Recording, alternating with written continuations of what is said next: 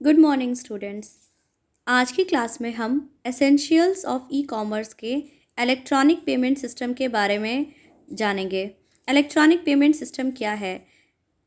जैसे जैसे हम नए मॉडर्नाइज होते जा रहे हैं, वैसे वैसे हम अपने काम में ईज़ चाहते हैं कि बहुत ही आसानी से हम किसी भी काम को कर सकें।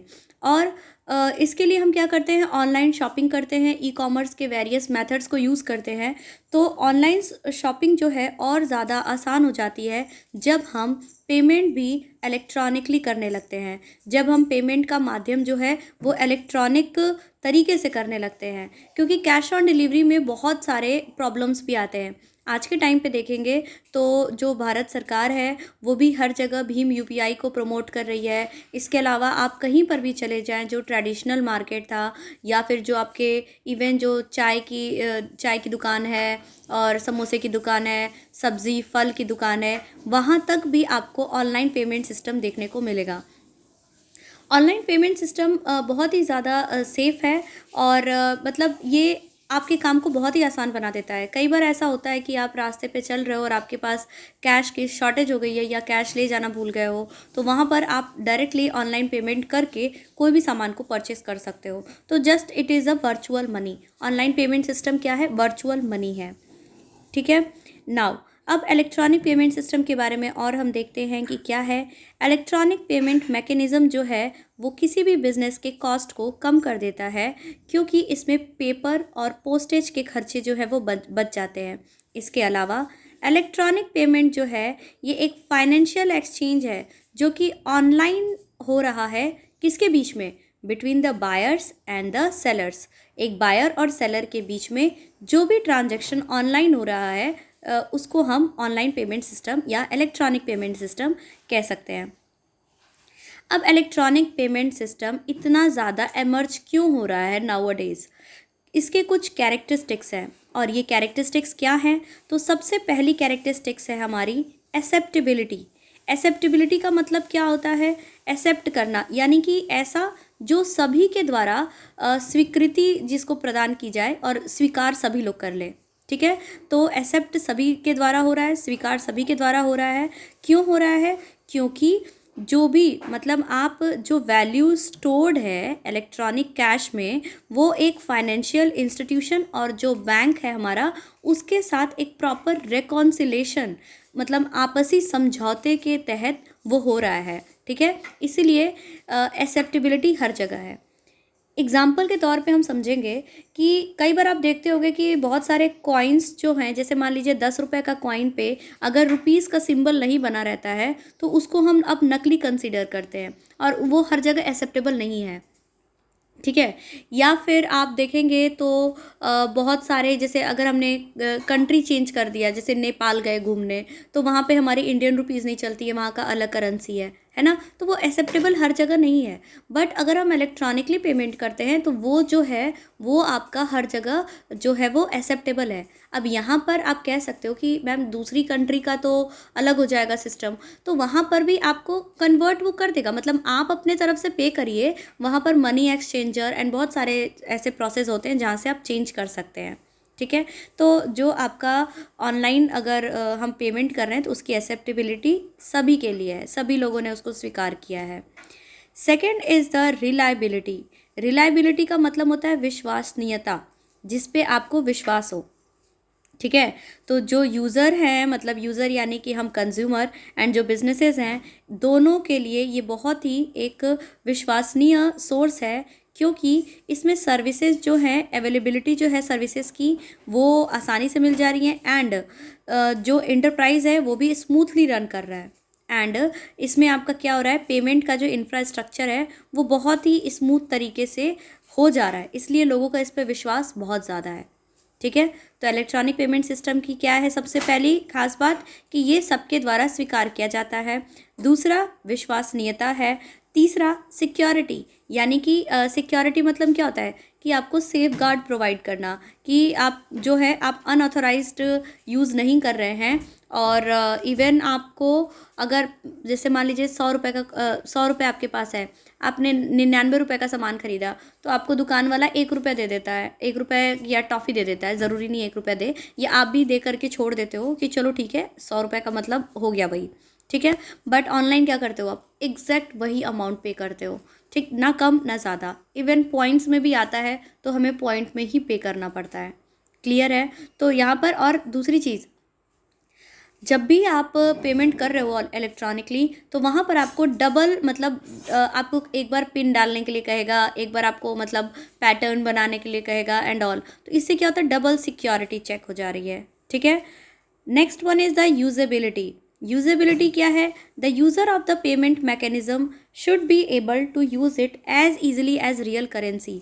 यानी कि रियल करेंसी जो होता है उसके बराबर की, मतलब उतना तक इसकी यूज़ कर सकते हैं, मतलब दोनों की वैल्यू बराबर है। ऐसा नहीं है कि जो आपके पास 10 रुपये है रियल में और जो आपके बैंक में ऑनलाइन ट्रांसफ़र करने का 10 है, दोनों की वैल्यू में डिफरेंस होगा, नहीं, दोनों जो है वो आपका क्या है, सेम है। बस कैश है तो वो रियल मनी है, और अकाउंट में है आप ऑनलाइन पेमेंट कर रहे हो तो वो वर्चुअल मनी है। वर्चुअल मतलब काल्पनिक, इमेजनरी। एप्लीकेबिलिटी, एप्लीकेबिलिटी क्या है, तो एप्लीकेबिलिटी की अगर हम बात करें तो applicability of a payment system is defined as the extent to which it is accepted for payments at a point of sale. इसके अलावा जो डेबिट कार्ड और क्रेडिट कार्ड होते हैं उसकी भी एक्सेप्टेबिलिटी और एप्लीकेबिलिटी। एप्लीकेबिलिटी का मतलब, एप्लीकेबल का मतलब होता है हर जगह उसका यूज़ है, मतलब सभी जगहों पे वो यूज़ किया जा रहा है, ठीक है। और एप्लीकेबिलिटी ऑफ पेमेंट सिस्टम में vary from country to country. जो मैंने अभी एग्जांपल दिया था इंडिया नेपाल का, तो जो एप्लीकेबिलिटी है वो आपका वेरी करता है थोड़ा, कि क्योंकि फॉरेन एक्सचेंज, जो फॉरेक्स कहा जाता है, वो एक्सचेंज करने का काम कर देते हैं करेंसी को। अब एडवांटेजेस क्या हैं इस इलेक्ट्रॉनिक पेमेंट सिस्टम के, तो सबसे पहला एडवांटेज तो ये है कि इसमें आपको मिलता है इंस्टेंट पेमेंट का ऑप्शन।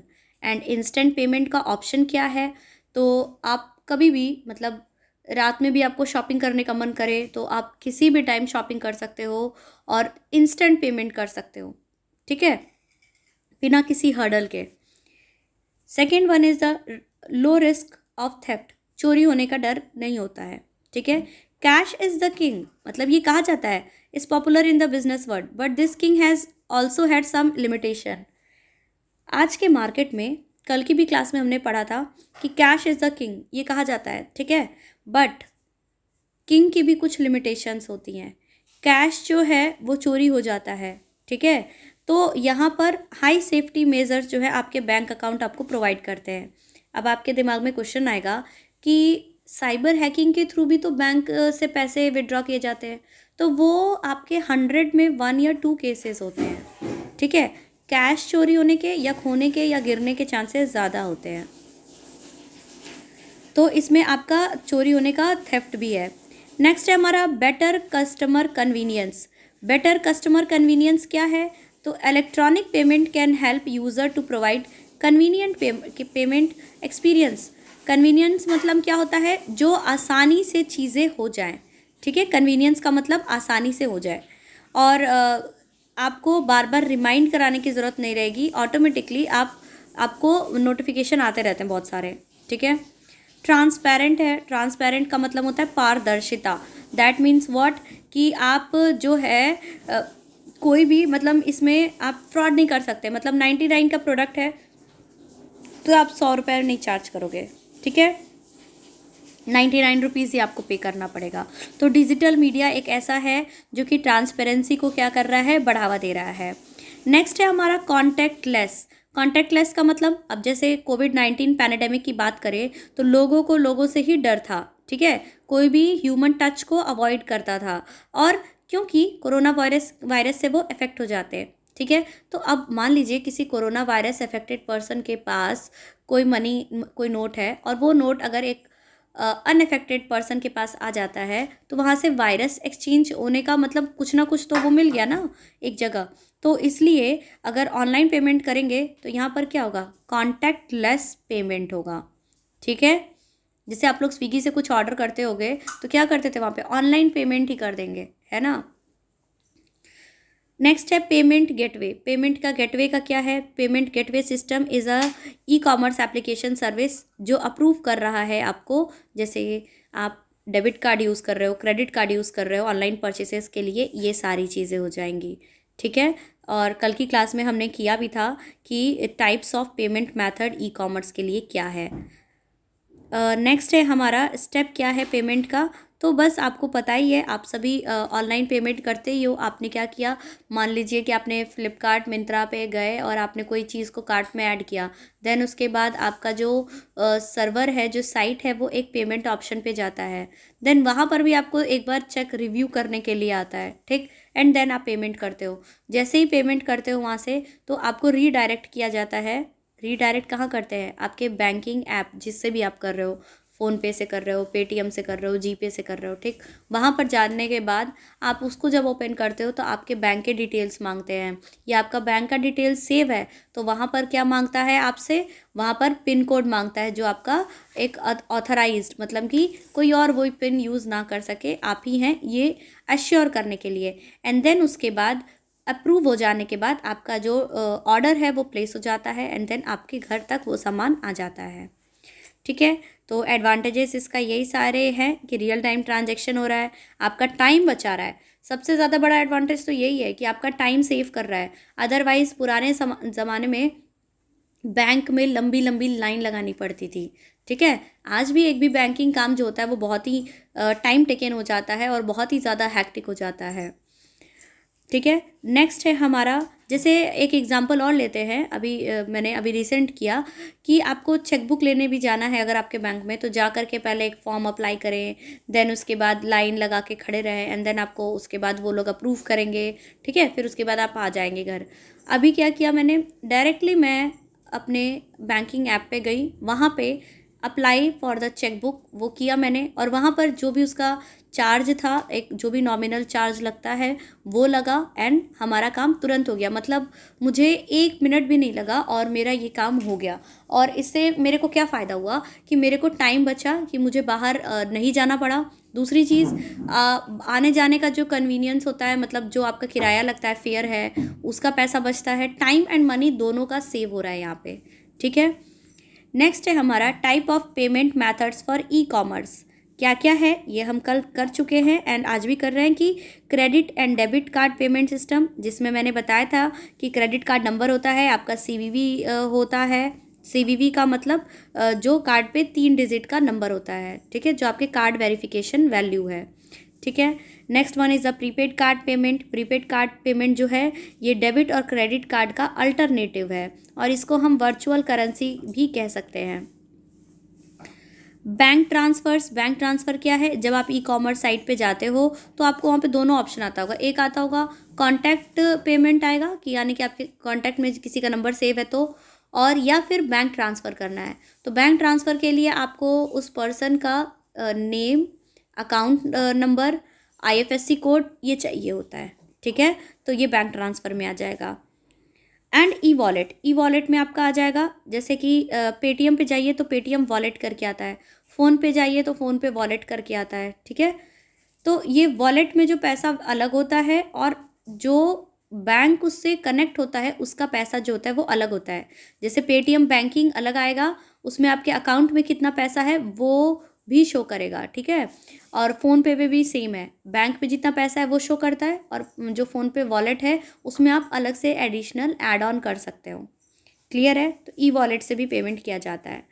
नेक्स्ट है हमारा कैश। कैश को किंग कहा जाता है। ठीक है।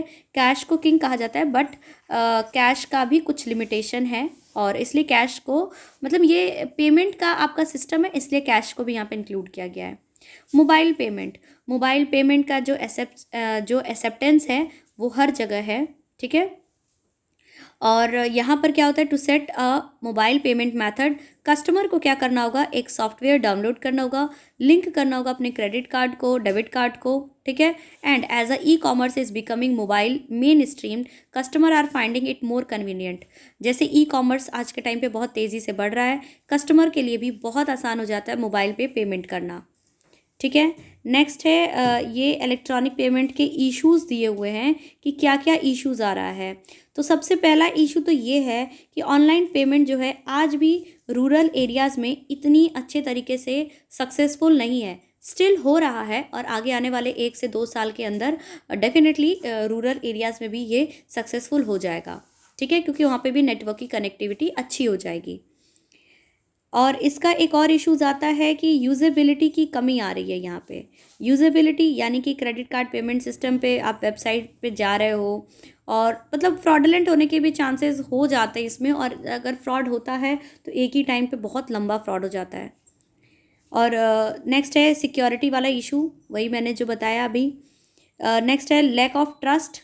अब यहाँ पर अगर एक बार आपके साथ फ्रॉड हो गया तो दोबारा आप इस चीज़ पे विश्वास नहीं कर पाते हैं। इवन मैंने देखा है कि बहुत सारे पढ़े लिखे जो औरतें होती हैं या मतलब मेल होते हैं, फीमेल होते हैं, बहुत सारे पढ़े लिखे लोगों को भी इस पे ना भरोसा नहीं हो पाता। उन्हें लगता है कि अगर मैंने एक बार किसी को ऑनलाइन पेमेंट किया तो उनका पूरे अकाउंट का पैसा नहीं चला जाए, ऐसा। तो इसलिए वो लोग जल्दी प्रेफर नहीं करते थे, और ये वाली चीज़ आज से 2-3 साल पहले होती थी। Nowadays everyone are using electronic payment methods. And last one is the lack of awareness making online payment is not an easy task. सभी के लिए आसान नहीं है। जैसे जो यूज़ करता है उसके लिए तो मतलब ऑन द टिप है कि मतलब तुरंत किया तुरंत हो गया, बट कुछ लोगों के लिए ये बहुत ही मतलब लगता है, एक पहली बार अगर कोई काम करने से पहले कैसा वाला डर होता है, तो सेम वही चीज़ है। दूसरी चीज़, सभी लोग बहुत ज़्यादा पढ़े लिखे नहीं होते हैं और इसीलिए रूरल एरियाज़ में ये इतना ज़्यादा सक्सेसफुल नहीं है। रूरल एरियाज़ में अगर हम देखेंगे तो फैमिली के सभी मेंबर नहीं ऑनलाइन पेमेंट यूज़ करते हैं। सिर्फ एक यूज़ करेगा जो हेड ऑफ़ द फैमिली होगा, है ना? या जिसको उसके बारे में पता होगा, या बच्चे को पता होगा, पापा मम्मी नहीं यूज़ कर रहे होंगे, बच्चा कर रहा होगा। लेकिन आप अगर वहीं पे अगर अर्बन एरियाज़ में देखेंगे तो यहाँ पे एक फैमिली में एक-एक लोग 2, 4, 3, 5 मतलब कई तरीके के पेमेंट मेथड को यूज़ करते हैं, और पर पर्सन इतने मेथड्स को यूज़ करते हैं। तो एमर्ज हो रहा है। और जनरली ई कॉमर्स को भी इसीलिए सिलेबस में ऐड किया गया है, क्योंकि आने वाला टाइम जो है ना, ये अभी भी इलेक्ट्रॉनिक युग है, और आने वाला टाइम जो है वो पूरा टोटली इलेक्ट्रॉनिक ही होगा, जिससे कि ट्रांसपेरेंसी बढ़ेगी और फ्रॉडलेंट कम होगा। आप देखेंगे हर चीज़ को कनेक्ट कर दिया जा रहा है ऑनलाइन तरीके से। जैसे आधार कार्ड को पैन कार्ड से लिंक कर दिया, यानी कोई झूठ नहीं बोल सकता। पहले के टाइम पे क्या होता था, आप 10 कार्ड बनवा लें, जैसे आपका जो वोटिंग कार्ड होता था, एज आप इधर उधर करके भी बना लेंगे, कम ज़्यादा करके, है ना? बट नाउ अ डेज़ आपका एक बार जो हो गया वही आपका लाइफ टाइम चलेगा। ठीक है? तो इससे क्या है, एक एक कह सकते हो कि इस तरीके से कोशिश की जा रही है कि टू इरेडिकेट द करप्शन, यानी कि करप्शन को ख़त्म करने की एक कोशिश की जा रही है। Hope you like the video. Thank you.